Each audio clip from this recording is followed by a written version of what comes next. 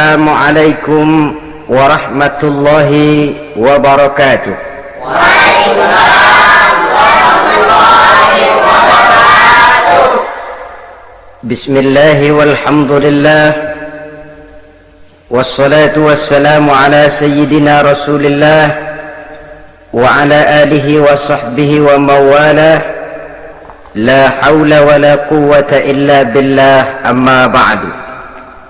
Saudara-saudara kaum muslimin yang berbahagia, di dalam kehidupan ini kita senantiasa mengambil iktibar, contoh dan teladan dari orang-orang sebelum kita. Itu sebabnya kepada baginda Nabi kita Muhammad sallallahu alaihi wasallam Allah Subhanahu wa taala menjelaskan cerita para nabi sebelum beliau dalam ayat "Tsumma naqussu 'alaika min anba'ir rusuli ma nusabbitu bihi fu'adak." Demikianlah kami ceritakan kepadamu wahai Muhammad sebagian dari kisah para rasul-rasul sebelum kamu, yang dengan itu akan memperkuat hatimu, meneguhkan keyakinanmu dan memantapkan pendirianmu. Inilah manfaatnya belajar dari sejarah. Jadi jangankan kita, baginda Nabi sendiri pun oleh Allah Subhanahu wa taala diceritakan sejarah para nabi sebelum beliau yang dimusuhi oleh umatnya, yang dicaci maki oleh kaumnya, yang terusir dari kampung halamannya, bahkan sampai ada yang terbunuh oleh umatnya. Itu seluruhnya merupakan iktibar manusabbitu bihi fu'adak, untuk memantapkan langkahmu, meneguhkan keyakinanmu dan menguatkan pendirianmu menghadapi perjuangan ini.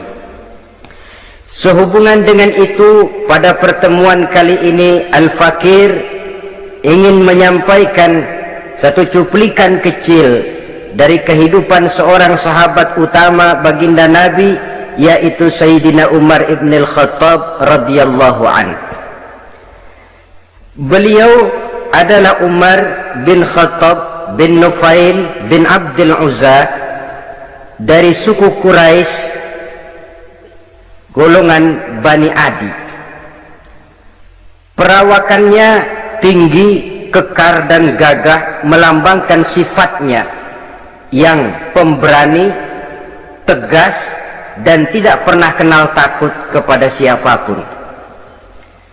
Sebelum mendapat hidayah, Umar bin Khattab termasuk orang yang berdiri di barisan orang-orang yang memusuhi umat Islam. Ia terperangkap dalam tradisi jahiliyah, di mana gemar berperang dan bermabuk-mabukan juga merupakan hal-hal yang pernah dilaksanakan dalam kehidupannya sebelum beliau masuk ke dalam agama Islam. Oleh karena itu, dalam kehidupan beragama, hidayah merupakan sesuatu yang penting. Bagaimanapun banyaknya dosa dan kesalahan yang telah dilakukan oleh seseorang, tidak seharusnya menyebabkan ia putus asa dari rahmah Allah. Sebaliknya, bagaimanapun banyak kebajikan dan kebaikan yang sudah dikerjakannya, tidak perlu membuat dia besar hati, puas, bangga, apalagi menjadi lalai karenanya. Sebab kita belum tahu akan bagaimana ujung perjalanan dari kehidupan kita ini. Saudara-saudara, kisahnya pun masuk Islam merupakan peristiwa yang menarik. Pada satu hari, dengan pedang terhunus, Umar bin Khattab menuju Darul Arqam, tempat di mana baginda Nabi biasa berkumpul dengan para sahabat. Melihat mukanya yang beringas, matanya yang nanar, orang sudah menyangka dan mengerti ini tentu akan terjadi pembunuhan. Dalam perjalanan menuju Darul Arqam, Umar bertemu dengan Nu'aim bin Abdullah. Nu'aim bertanya, "Ya Umar, mau kemana ente?" "Mau membunuh itu, si murtad itu," kata. "Si murtad yang mana?" Yang mana lagi? Itu yang memecah belah kita, yang menghina berhala-berhala kita, yang menjelek-jelekkan nenek moyang dan keturunan kita. Siapa lagi kalau bukan Muhammad? Kata Nuaim Umar, nggak salah, tidak salah lagi. Salah Umar. Salah kenapa? Apa kamu nggak malu? Kamu mau pergi membunuh Muhammad, sementara adikmu sendiri Fatimah, dia sudah termasuk salah seorang pengikut Muhammad.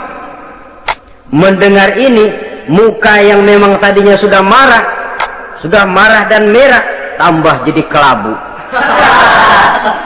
Bukan main mangkalnya Umar bin Khattab. Orang lain dia musuhi, orang lain dia kejar-kejar. Ini malah adiknya sendiri menjadi pengikut dari baginda Nabi. Tidak jadi menuju Darul Arqam, dia berangkat ke rumah adiknya Fatimah. Adapun di rumah Fatimah sedang berkumpul Fatimah, suaminya Sa'id bin Zaid, dan seorang sahabat Habbab ibnul Arad. Mereka sedang membaca Quran. Waktu itu Quran belum lagi dijilid macam sekarang, jadi masih merupakan suhuf atau lembaran-lembaran tercecer saja. Ketuk pintu, ya tentu tidak assalamualaikum karena dia belum Islam. Tok tok tok, siapa di luar? Umar. Mendengar suaranya saja, ini sahabat yang namanya Habbab ibnul Arad sudah lari ke belakang pintu. Sambil komat kamit baca doa mohon diselamatkan oleh Allah. Adapun Fatimah yang sedang memegang suhuf, lembaran tulisan Quran itu, menyembunyikan suhuf itu di belakang bajunya. Umar masuk. Fatimah, saya bang, apa benar berita yang saya dengar? Berita apa itu bang? Bahwa kau sudah masuk Islam. Bang, andai kata Muhammad memang benar, bagaimana? Sudahlah, jangan belit-belit, jawab saja, kau masuk Islam benar atau tidak? Ya. Saudara hadirin, begitu dikatakan iya, tangannya langsung melayang, menampar muka adiknya ini, sehingga mengalir darah dari hidungnya. Suaminya Sa'id bin Zaid yang mencoba melindungi istrinya, dipegang lehernya, dibanting, diduduki dadanya. Oh, ini jawara ini.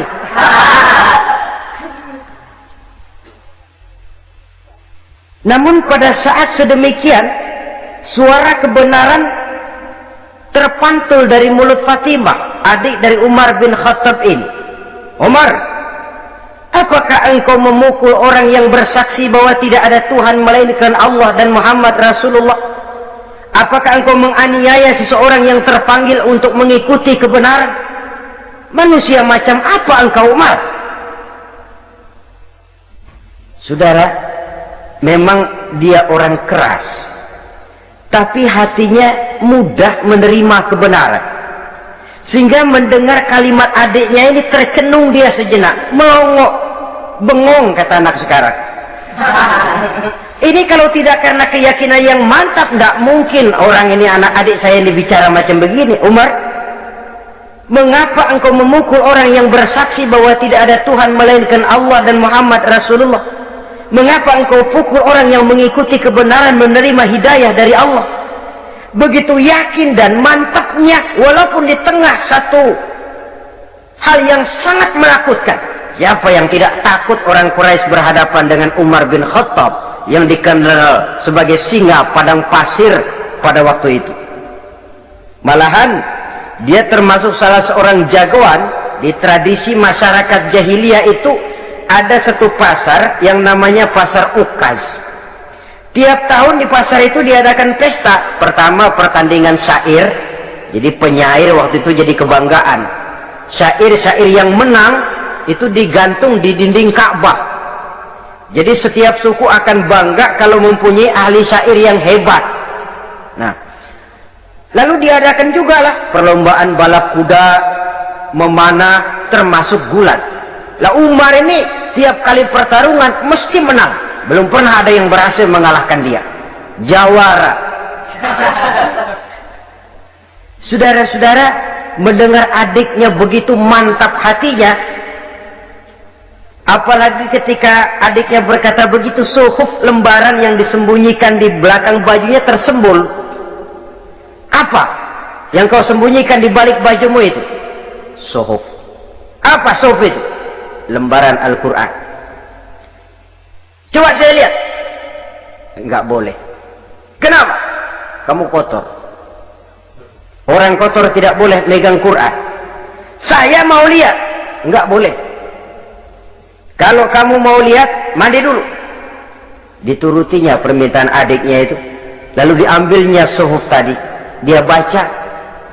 Kebetulan ayat yang dibacanya ayat pertama dari surah Thaha yang berlanjut dengan ayat 14 pada surah yang sama.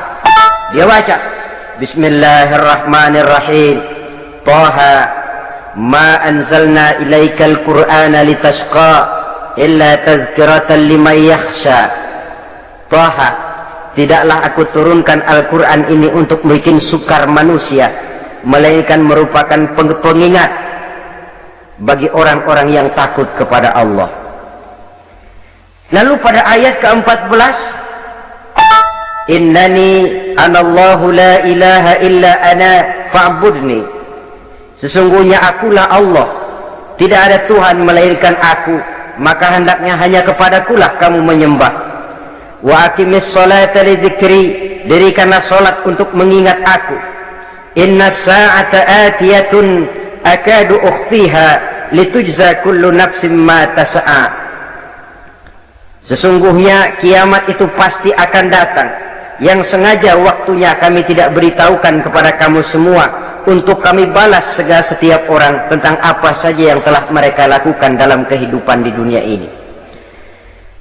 Setelah membaca ayat ini, gemetar tangannya.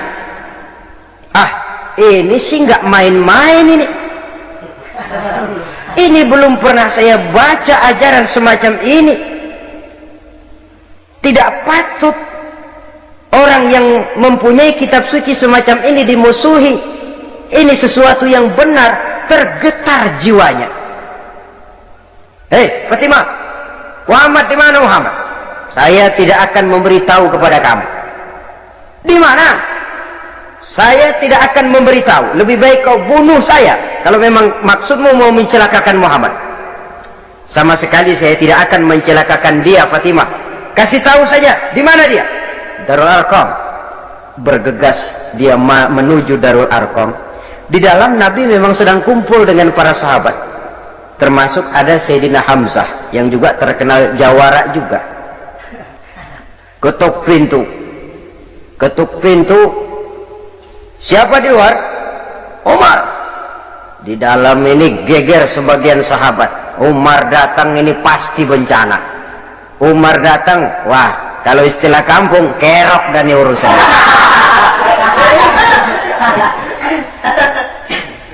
Tapi baginda Nabi menenangkan mereka. Tenang, mudah-mudahan ada hikmahnya. Sayyidina Hamzah tampil, bukakan dia pintu. Kalau niatnya baik, kita terima. Kalau niatnya tidak baik, saya paling depan. Dibukakan pintu.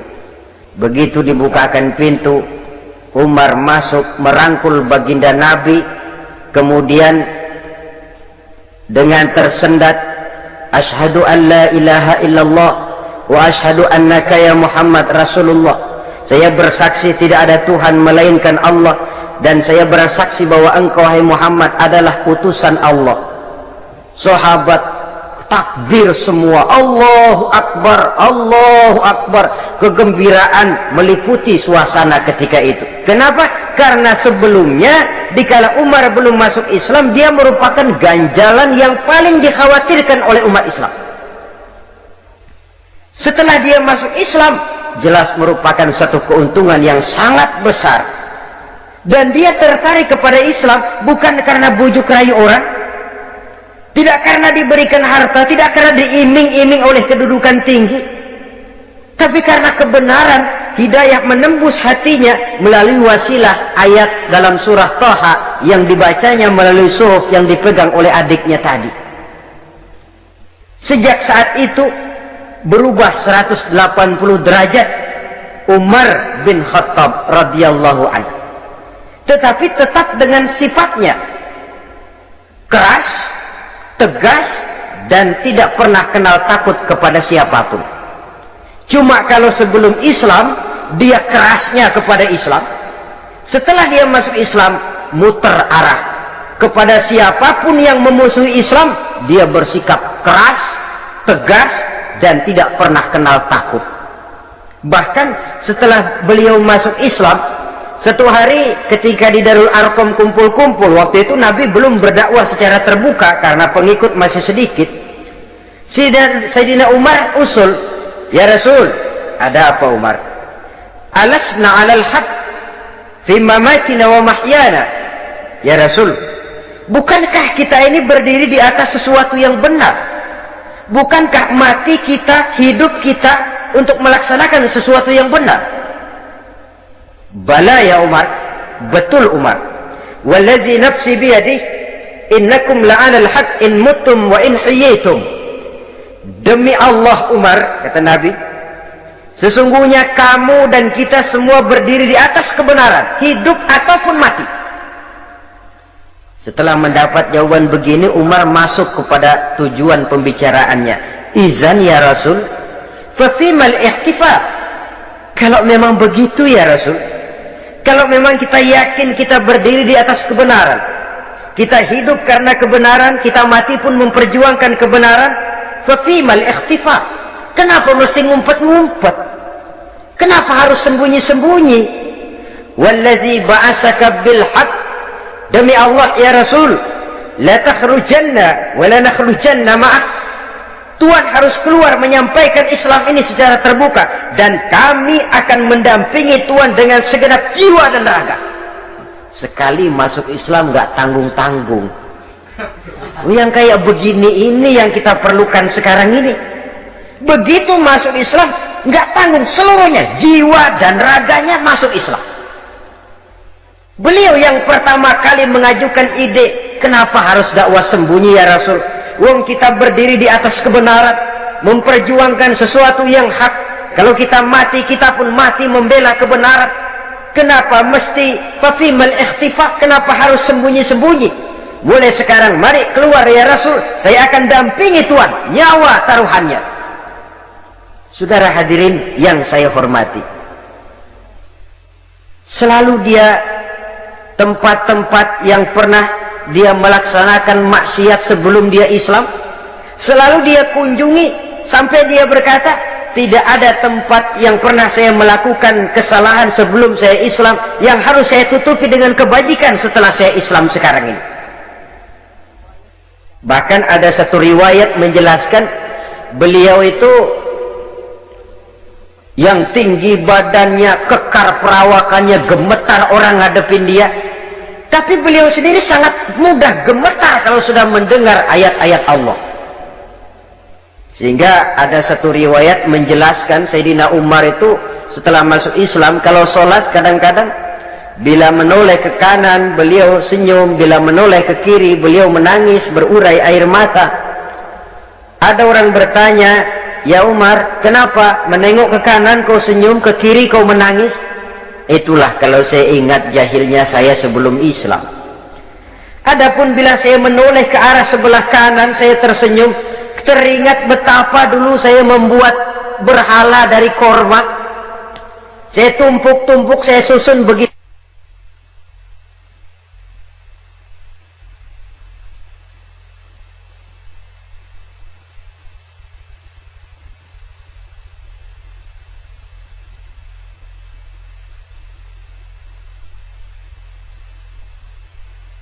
Itu rupa. Setelah saya sembah, saya makan itu korma. Gagah betul saya waktu itu, sampai Tuhan pun saya makan. Adapun kalau saya menoleh ke kiri, teringat putri kesayangan saya yang terbawa oleh tradisi jahiliyah, takut menanggung aib, merasa malu mempunyai anak perempuan sampai dia terkubur hidup-hidup. Berurai air mata saya mengingat semua itu. Padahal Nabi sudah memberikan jaminan. Sebab saudara jangan lupa, orang kafir masuk Islam, dalam Islam itu dihitung dari bayi lagi, dari nol. Itulah untungnya. Jadi misalnya sudah 60 tahun, dari kecil sampai 60 tahun kafir, umur 61 masuk Islam. Nah, sejak umur 61 itulah yang dihisab oleh Allah. 60 tahun ke bawah gratis bersih pemutihan. Istimewa betul. Tapi jangan lalu diniatin, gua kafir aja. Nanti sudah tua-tua mau giliran mati baru Islam. Nah, itu diniatin lain. Ini yang karena faktor hidayah, saudara-saudara. Nah, cintanya kepada baginda Nabi luar biasa. Dalam setiap pertempuran beliau selalu di front terdepan. Bahkan demikian cintanya sampai ketika hari di mana baginda Nabi wafat, saudara-saudara. Disampaikan berita wafat Nabi kepada Umar ini.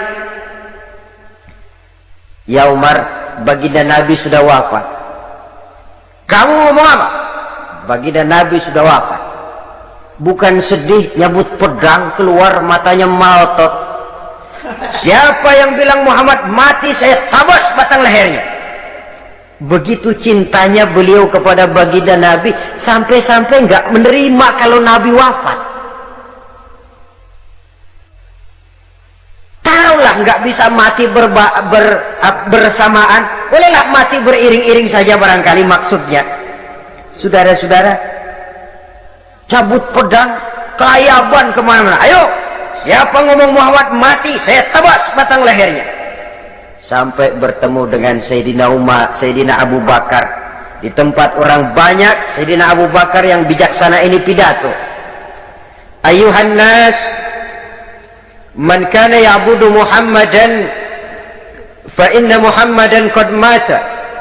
Wa man kana ya'budu Allah fa inna Allah hayyun la yamut. Wahai manusia, barang siapa yang menyembah Muhammad, maka Muhammad sudah mati. Tetapi barang siapa yang menyembah Allah, Allah akan hidup selamanya dan tidak akan pernah mati. Mendengar pidato ini, Sayyidina Umar sadar bahwa sebenarnya yang tidak bisa mati itu cuma Allah. Bagaimanapun agungnya baginda Nabi, besarnya baginda Nabi, tinggi akhlak budi pekertinya Nabi, cintanya beliau kepada Nabi, toh Nabi manusia dan manusia harus mati. Kemudian dibacakan surah Ali Imran ayat 144. Wa ma Muhammadun illa rasul qad khalat min qablihi rusul afa in mata aw qutila qalabtum ala aqabikum. Muhammad tidak lain daripada manusia, telah datang kepadanya rasul. Apakah jika ia mati engkau kembali menjadi murtad atau mundur ke belakang? Mendengar ayat ini dibacakan, Sayyidina Umar sadar, berurai air matanya, menangis dalam kesedihannya. Ini cintanya yang demikian tinggi kepada baginda Rasulullah sallallahu alaihi wasallam.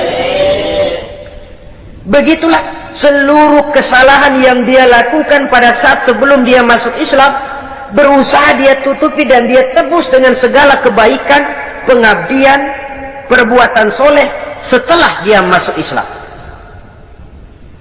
Sehingga diajarkan oleh baginda Nabi, ittaqillaha haitsu ma kunta wa atbi'i sayyi'atal hasanata tamhuha wa khaliqin nasa bi khuluqin hasanin. Bertakwalah kamu kepada Allah, kata Nabi, dimanapun saja kamu berada. Jadi takwa tidak kenal tempat. Dimanapun saja kamu berada, bertakwalah kepada Allah. Di rumah takwa, di pasar takwa, di kantor takwa, di tengah orang banyak takwa, pada waktu sendirian takwa. Ittaqillaha haitsu ma kunta. Bertakwalah kau kepada Allah dimanapun saja kamu berada. Jangan takwa pakai tempat. Di masjid takwa, di kantor nyolong. Itu tidak haitsu makunta, yang diajarkan oleh Nabi. Dimanapun kamu berada, bertakwalah kepada Allah. Wa atbi'i sayyi'atal hasanah tamhuha, dan iringi perbuatanmu yang salah dengan kebaikan. Jadi kalau satu saat terselip kita berbuat salah, cepat iringi dengan kebaikan, tamhuha, dengan harapan kebaikan yang kita kerjakan akan menutupi dosa yang terselip kita lakukan. Ngomongin orang, astagfirullahaladzim, banyak istighfar. Istighfarnya mudah-mudahan bisa nutupin dosa karena ngomongin orang. Tapi jangan lalu tambah sulap, ngomongin orang istighfar, terus ngomongin lagi istighfar lagi. Itu tentu tidak bisa dengan cara begitu. Barangkali terselip pernah mengambil harta orang tanpa alasan yang hak, imbangi dengan rajin sedekah misalnya. Barangkali pernah menyakiti hati orang, imbangi dengan perbuatan yang bisa menyenangkan hati orang lain. Itu namanya mengiringi perbuatan yang bersifat salah dengan kebajikan. Ini yang dilakukan oleh Sayyidina Umar. Setiap pelosok hampir dia datang, tempat-tempat di mana dia pernah melakukan kesalahan sebelum Islam, di sana dia tegakkan kebajikan dan kebaikan. Kegagahannya, keperkasaannya, keberaniannya sepenuhnya bulat-bulat sudah diwakafkan untuk kepentingan Islam.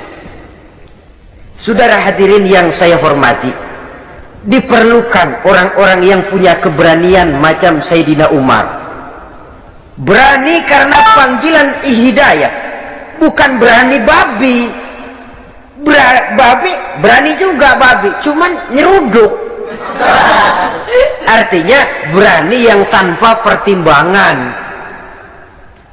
Berani yang tanpa pertimbangan pada akhirnya akan menyulitkan kita sendiri. Beliau gagah, beliau berani, beliau punya kekuatan, beliau punya wewenang, dan itu dimanfaatkannya untuk menjadi backing baginda Nabi kita Muhammad sallallahu alaihi wasallam. La takhrujanna wa la nakhrujanna ma'ak ya Rasul. Rasul, keluar, sampaikan dakwah secara terbuka. Saya akan mendampingi Tuhan. Jika ada yang ganggu Tuhan, saya paling depan. Backing yang mendampingi Rasul untuk menyampaikan risalah Islamiyah ini. Saudara hadirin yang saya hormati, wa khaliqin nasa bi khuluqin hasanin, kata Nabi, dan pergaulilah manusia dengan akhlak yang baik, karena dengan ini kau bisa mengambil hati orang.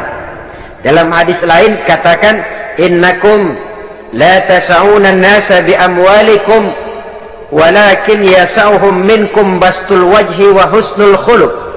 Kamu tidak akan bisa menyenangkan orang banyak dengan hartamu, tapi kamu bisa ambil hati mereka dengan budi pekerti yang luhur dan muka yang manis. Dengan harta belum tentu kita bisa menyenangkan semua orang, tapi budi pekerti yang luhur, muka yang manis, itu yang akan bisa membuat kau menyenangkan orang banyak.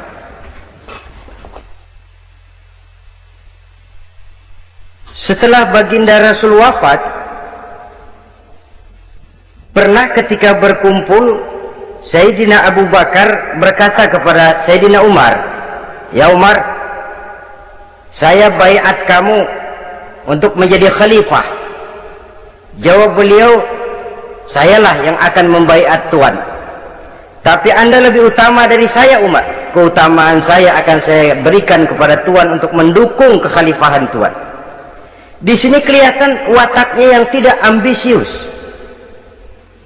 gagah, berani, perkasa, tapi tahu diri, nggak nyelonong, tidak menggunakan kekuasaannya, kegagahannya untuk maksud yang sewenang-wenang. Oleh karena itu, setelah Sayyidina Abu Bakar wafat, beliau dilantik menjadi khalifah. Keluarlah pidatonya yang terkenal, ayuhan nas, inni qad wullitu alaikum walastu bi khairikum. Hai manusia, aku telah dipilih menjadi pemimpin kamu. padahal aku bukanlah orang yang terbaik di antara kamu. Kalau tidaklah karena aku melihat keutamaan, keteguhan yang dapat melindungi kalian, berat rasanya aku memikul amanah ini. Sebab apa? Alangkah beratnya menunggu datangnya perhitungan di akhirat nanti terhadap Umar. Ini yang jadi motifnya memegang jabatan khalifah. Sungguh berat bagi Umar menunggu datangnya saat perhitungan, sehingga seolah-olah kalau bisalah jadi Umar bin Khattab saja, jangan jadi khalifah kalau bisa. Tapi moya umat sudah kadang memilih, sehingga benar kalau dalam satu hadis Nabi pernah mengajarkan jangan memberikan satu jabatan kepada orang yang memintanya. Sebab orang kalau sudah minta jabatan, apalagi pakai jilat-jilat, pakai upeti-upeti, tentu ada tendensinya ada batu di balik udang. Kalau udang di balik batu kan mungkin nggak kelihatan, tapi kalau batu di balik udang kelihatan betul itu. Ada maunya, ambisinya. Jangan memberikan satu jabatan kepada orang yang memintanya. Seakan di batinnya Sayyidina Umar menyesali, kenapa Umar nggak jadi Umar saja, kok mau jadi khalifah gitu. Alangkah berat perhitungan buat saya di akhirat nanti. Nah, setelah jadi khalifah, sebagai satu i'tibar, saya akan mencoba mengemukakan beberapa sifatnya yang menonjol untuk pelajaran buat kita semua. Pertama, sikapnya terhadap keluarganya setelah beliau menjadi khalifah. Kedudukan sebagai keluarga Umar bin Khattab bukan merupakan kedudukan istimewa. Itu ditanamkan betul kepada keluarganya. Jangan karena bapakmu khalifah lalu mentang-mentang anak khalifah kau merasa dapat fasilitas, merasa bisa berbuat semau-maumu. Kau harus punya tanggung jawab dan beban moral memberikan contoh yang lebih baik kepada rakyat. Ini yang ditekankan kepada keluarganya. Kalau beliau mau mengeluarkan undang-undang, undang-undang itu lebih dahulu dibicarakan di tengah keluarganya, kumpul anak-anaknya. Ini akan ada undang-undang begini. Siapa di antara kalian mau mentaati, persilakan. Yang tidak pun persilakan. Tapi saya ingatkan, kalau ada dari keluarga Umar yang melanggar peraturan yang saya keluarkan ini, saya akan menghukumnya 2 kali lipat karena dia keluarga saya. Menghukumnya 2 kali lipat karena dia keluarga saya. Jadi bukan mentang-mentang anak babe lalu kebal hukum. Tidak. Siapa yang diantara kalian melanggar peraturan ini, akan aku kenakan hukuman 2 kali lipat karena dia keluargaku. Nah, saudara hadirin yang saya hormati, lalu berwibawa, dijaga betul keluarganya. Suatu hari beliau datang ke rumah putranya Abdullah bin Umar. Ketika masuk dilihatnya Abdullah bin Umar sedang makan daging. Makan daging, merah muka Umar. Mentang-mentang anak khalifah ya, mentang-mentang anak Amirul Mukminin ya, kamu makan daging. Lihat tuh rakyat kita masih banyak yang kelaparan, makan daging, makan roti keras. Padahal itu halal, sesuatu yang diperoleh dengan usahanya sendiri. Tetapi begitu hati-hatinya Umar untuk menjaga pandangan orang. Keluarga khalifah merupakan beban moral sebab akan dijadikan contoh oleh rakyatnya. Mentang-mentang anak khalifah ya makan daging. Lihat tuh rakyat, roti keras digarotin. Lain saat beliau pergi ke satu pasar. Di situ dilihat ada sapi gemuk-gemuk. Tempat lain sapinya kurus-kurus. Tanya, ini yang gemuk-gemuk sapi siapa? Sapi Abdullah bin Umar. Sapi anaknya. Panggil Abdullah bin Umar, suruh sini. Datang anaknya itu. Abdullah bin Umar, bagaimana ceritanya sampai ini? Begini Baba, dahulu itu dengan uang saya beli sapi kurus-kurus. Lalu saya rawat Saya berikan upah orang untuk merawat sapi-sapi itu, sampai sekarang dia menjadi gemuk. Akan saya jual, dan keuntungannya tentu sesuatu yang halal. Subhanallah, kata Umar, kau ini anak Amirul Mukminin, jual sapimu, ambil modalnya, untungnya masukkan Baitul Mal untuk urus kepentingan orang Islam. Dia nggak mau anaknya terlibat bisnis dompleng kekuasaan ayahnya, karena mentang-mentang anak khalifah lalu segala macam bisnis lancar. Orang takut karena apa? Anak babe. Ada lagi, pada waktu pembagian harta ghanimah, putri beliau yang namanya Hafsah, ini adalah istri baginda Nabi, meminta bagian. Kaum kerabat ayah, ini kerabat khalifah, kitalah dulu kerabat. Kalau kau kerabatku, maka jatahmu nanti dari ayahmu. Harta ini masih lebih banyak dibutuhkan oleh orang-orang Islam, nanti belakangan kalau ada sisanya. Belakangan kalau ada sisanya. La haula wala quwata illa billah.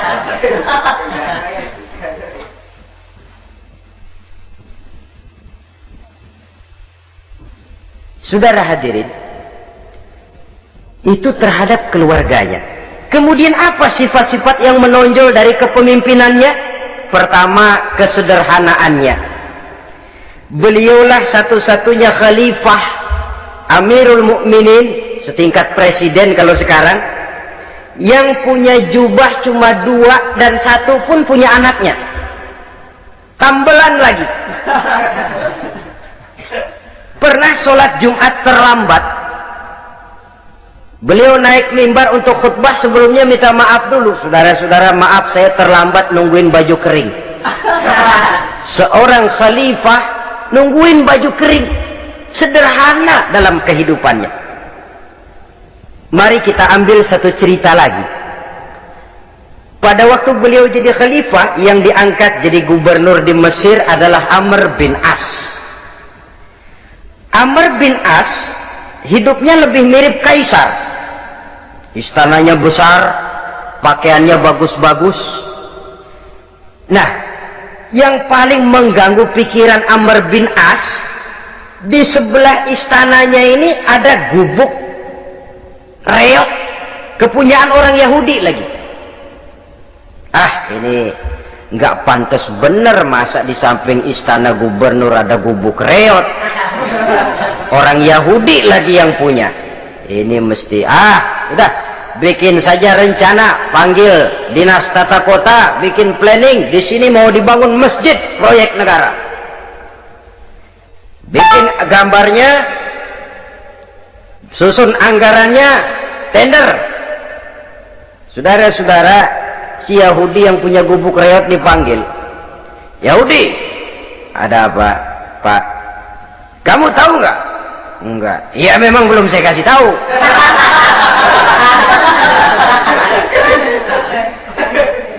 Ada apa, Pak? Itu kamu punya gubuk, tahu, kena proyek. Proyek apa, Pak? Kami mau bangun masjid besar di situ, dan tidak sesuai ada gubuk reot di samping tempat gubernur. Jadi maksud Bapak, gubukmu, tanah-tanahnya mau saya bebaskan, saya beli. Enggak mau, Pak, saya enggak mau jual. Saya bayar 2 kali lipat. Enggak mau. 3 kali lipat, 6 kali lipat juga enggak mau, Pak. Saya dari muda peres keringat banting tulang, cuma segitu-gitunya, Pak, tempat saya tinggal. Gubuk reot sama tanahnya sedikit, makmur saya, Pak, cuma rumah sama sumur.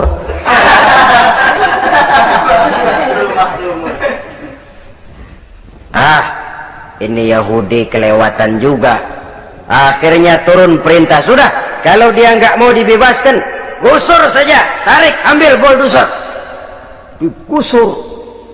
Yahudi ini berurai air matanya. Aduh, begini jadi rakyat kecil, udah jatuh ketiban ember lagi. Tapi pikir-pikir Amr bin As kan bukan yang paling atas, dia kan cuma pejabat, masih ada atasannya lagi. Lapor lapor.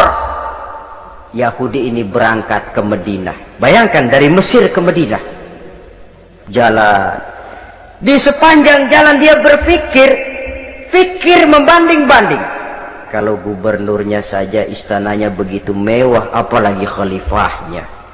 Kalau gubernurnya galak main gusur, apalagi khalifahnya. Dan saya bukan orang Islam, apa dia lemin ngadu? Apa dapat tanggapan?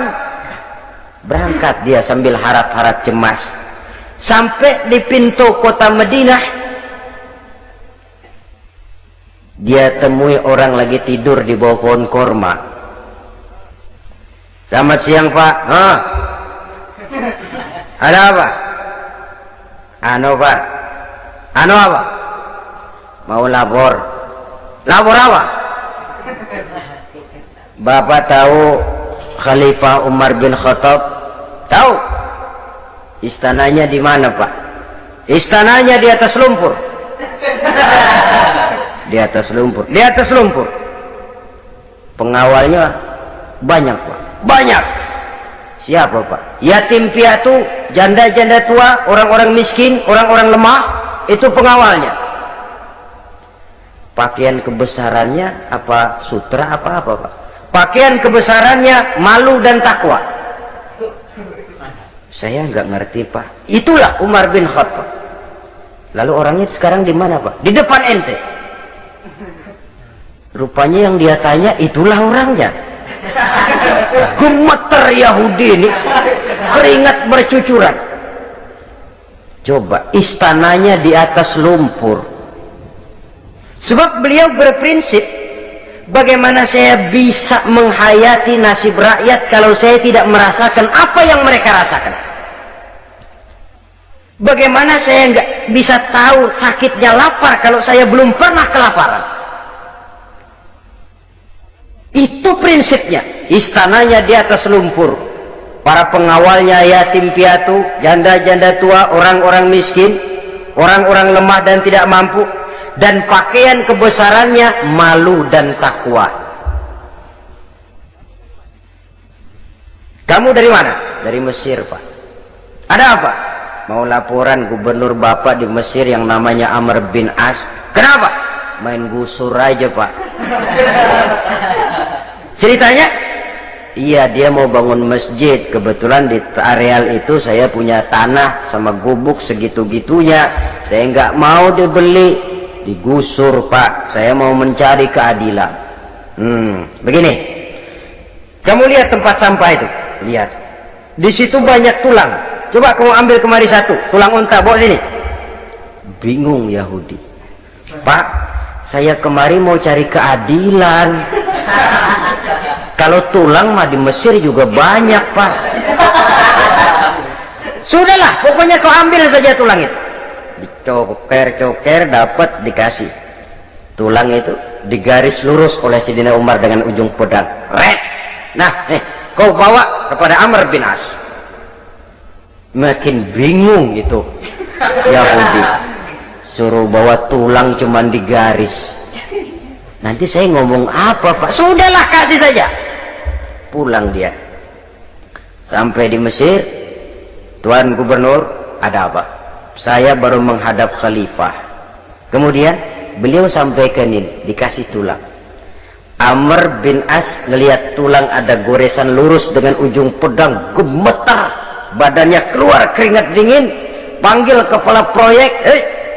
Proyek batal. Masjid nggak jadi didiriin. Itu gubuk Yahudi diriin lagi. Ini Yahudi makin bengong.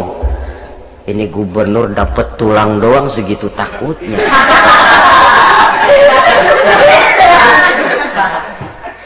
Ada apa sebenarnya Tuan Gubernur? Kamu tahu?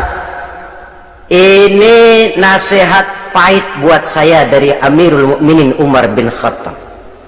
Seolah-olah beliau bilang, hai Amr bin As, jangan mentang-mentang sedang berkuasa ya. Pada suatu saat kau akan jadi tulang-tulang kayak begini. Maka mumpung kamu masih hidup dan berkuasa, berlaku lurus dan adillah kamu seperti lurusnya garis di atas tulang ini. Red, lurus, adil, jangan bengkok. Sebab kalau kamu bengkok, nanti aku yang luruskan pakai pedangku.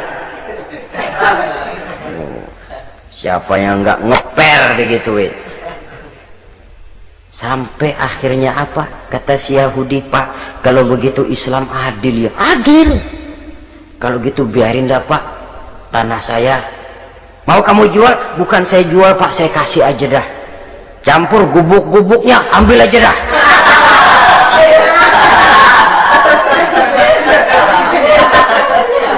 Masuk Islam si Yahudi ini oleh karena keadilan dari Umar bin Khattab.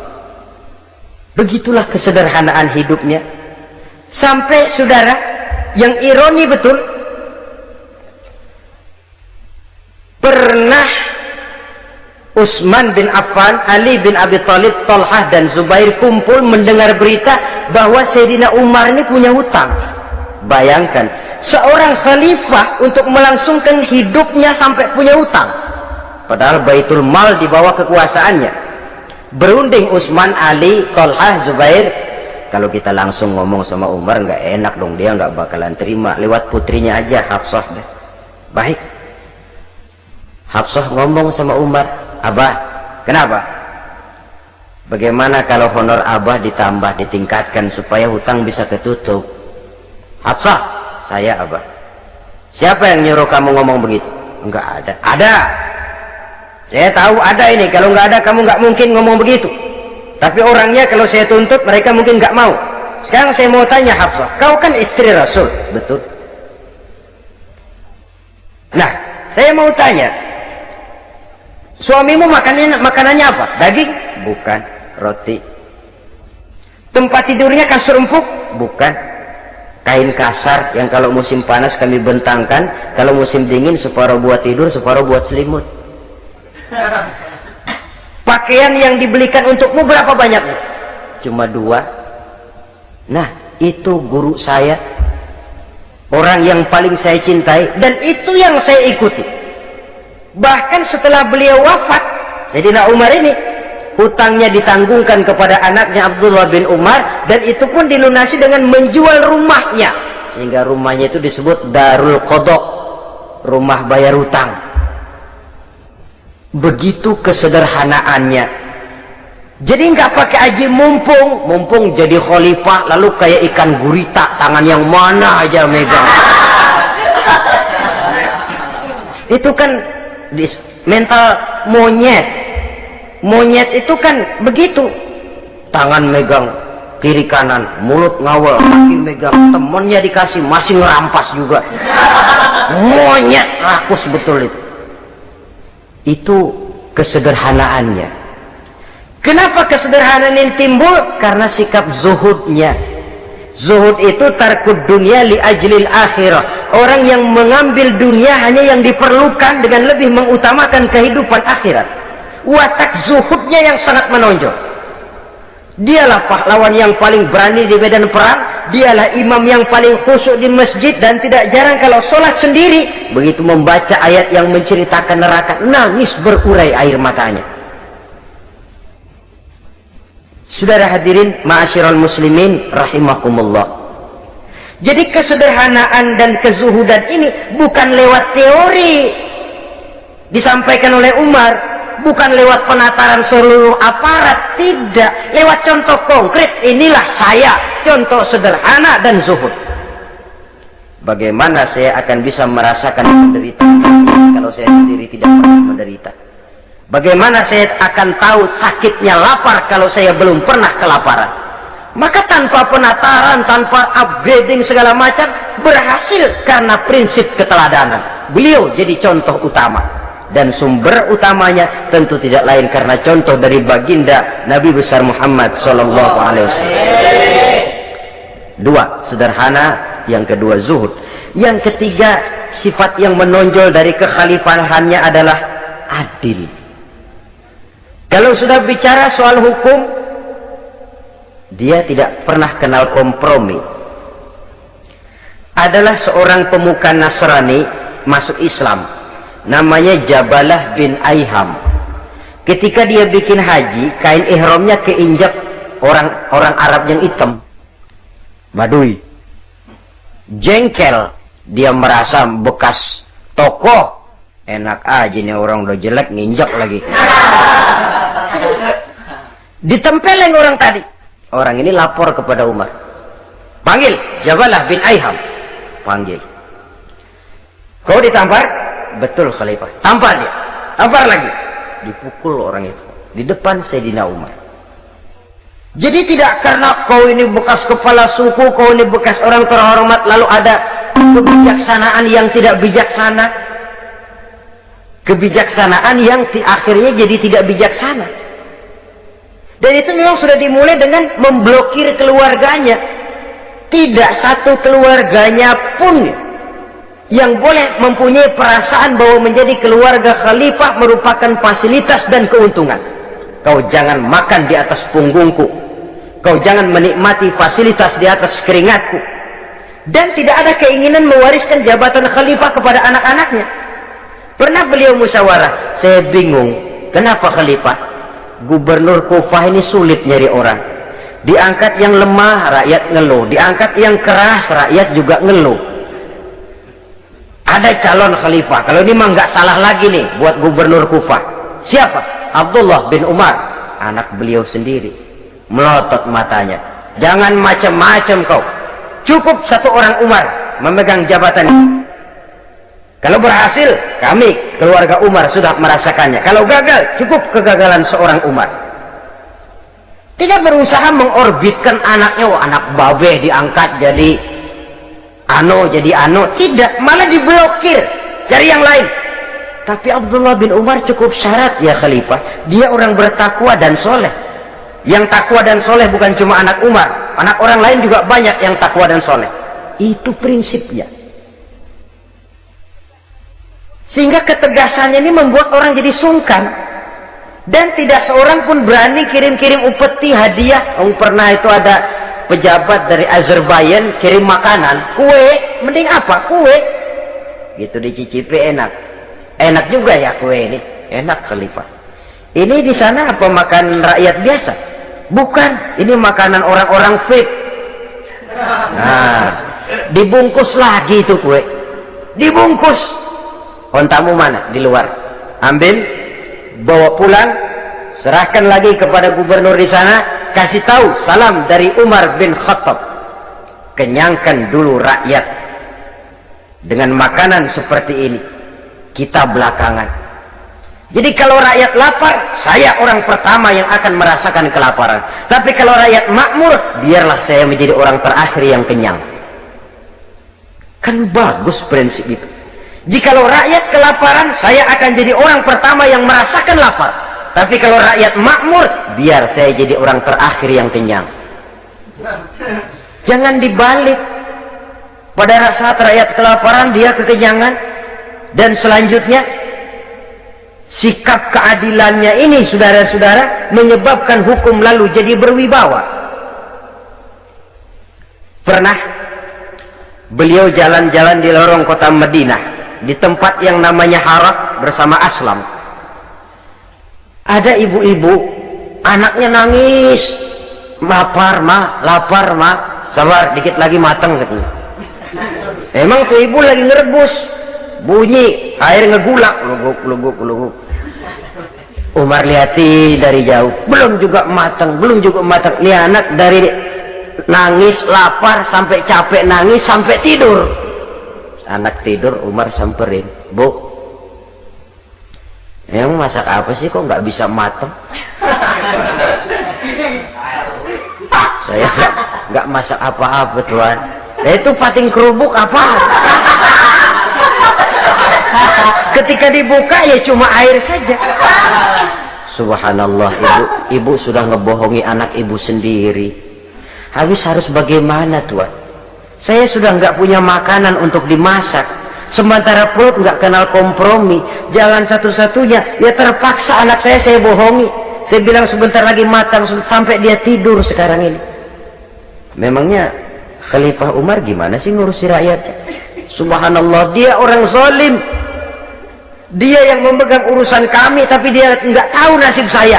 Anak kelaparan, keluarga terlantar. Oh begitu. Iya, zalim betul Umar bin Khattab itu. Kalau begitu ibu tunggu sebentar. Dia pulang bersama Aslam menuju Baitul Mal. Dia ambil tepung 1 karung, dipikul sendiri. Dipikul sendiri. Kata Aslam, ya Khalifah biar saya yang bawa. Jangan. Kenapa Khalifah? Apa kau kira kau sanggup mikul dosa saya di akhirat nanti? Biar saya yang mikul sendiri. Dia bawa ke tempat tuh ibu-ibu. Dia masakin sendiri. Nah bu, sudah matang, persilahkan masak. Makan. Alhamdulillah Tuan.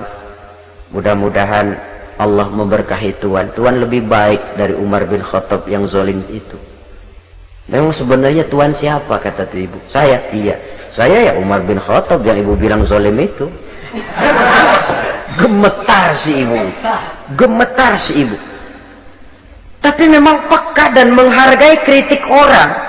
Tidak membungkam setiap orang yang nadanya sumbang atau berbeda. Kadang beliau berkata, saya khawatir karena orang terlalu segan dengan saya, lalu nggak ada yang berani negor kalau saya salah. Kan begitu biasanya. Karena sudah terlalu segan, lalu semuanya orang mau diaminin saja. Asal dibilang nggak benar, marah, jengkel. Lalu disingkirin, maunya diiyain, inggih kula nuwun. Oke bos. Beliau bilang, saya khawatir kalau tidak ada orang yang mau menegur kesalahan saya jika saya terlanjur nanti.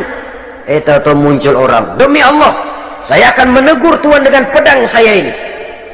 Cerah mukanya, senyum bibirnya. Alhamdulillah, anak muda, saya memerlukan orang macam kau yang berani berkata ya terhadap yang benar dan tidak terhadap yang tidak benar, apa dan bagaimanapun resikonya. Di sini kelihatan sikap beliau menghadapi orang yang berbeda pendapat. Keadilan, keberanian dan ketegasan, cepat menerima kebenaran merupakan serentetan dari sifat-sifat utama beliau sejak masuk Islam sampai menjadi khalifah yang kedua. Bahkan dengan jasa beliau, Islam kemudian tersebar menembus dinding Jazirah Arabia, memasuki Bizantium dan Persia, sehingga beliau juga dikenal sebagai periode Al-Futuhat Al-Islamiyah. Nah saudara-saudara, inilah cuplikan kecil dari kehidupan seorang agung dan besar yang memang sangat terbatas kata-kata untuk melukiskan kebesaran itu. Namun yang secuplik ini mudah-mudahan menjadi sumbangan moral dalam rangka kita memperbaiki diri menuju kehidupan yang lebih baik. Terima kasih banyak atas segala perhatian. Mohon maaf atas segala kekurangan. Usikum wa nafsi bitaqwallah. Wassalamualaikum warahmatullahi wabarakatuh.